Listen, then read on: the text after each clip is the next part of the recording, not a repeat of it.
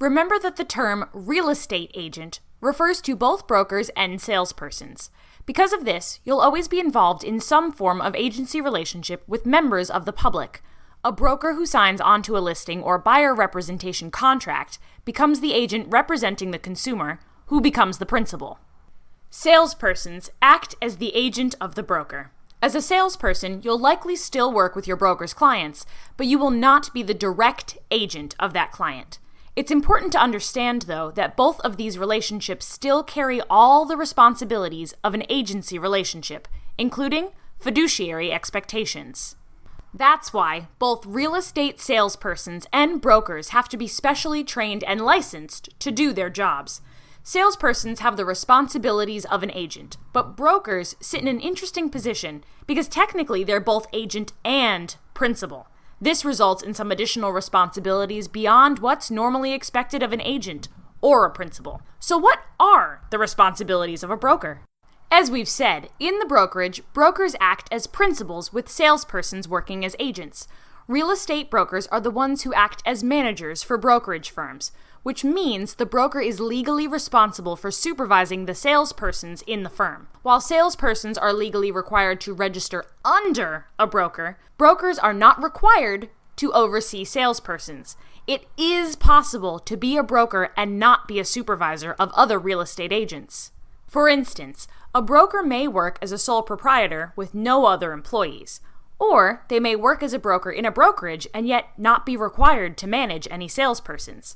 Many brokers do choose to act as supervisors, but this is a personal choice.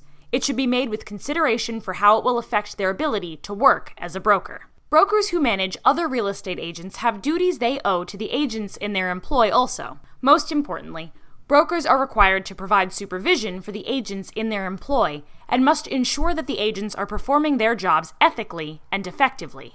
This duty of supervision is codified into rules and regulations. For example, documents generated by an agent must be approved by the managing broker before they can be officially filed. With that supervision, training goes hand in hand. The purpose behind having a dual license structure is that there's only so much that can be learned in a classroom. The rest of the learning must be hands-on and in the field. Managing brokers are responsible for making sure that the salesperson learns all the ins and outs of the real estate profession, and that they know and follow all the rules and regulations. This includes fulfilling their fiduciary duties and that they follow a strict code of ethics. The goal of mandating training and supervision should be something like this. After 3 years of training and supervision, a salesperson will know enough that they'll be able to manage other salespersons and run a brokerage on their own if they choose to move into the role of a broker.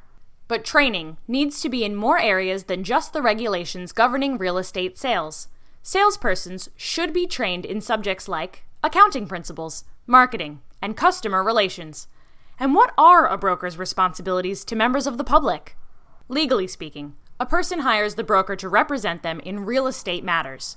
The broker and any salespersons they involve in the transaction do the work necessary to serve the client's needs. In reality, of course, the clients may end up working directly with salespeople.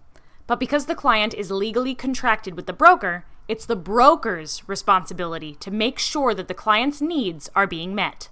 Brokers should always make sure clients know they can come to them with any problems. At the same time, if something a salesperson is doing seems wrong, the client should know that they can feel free to alert the broker as soon as possible. Also remember that brokers have responsibilities to third parties.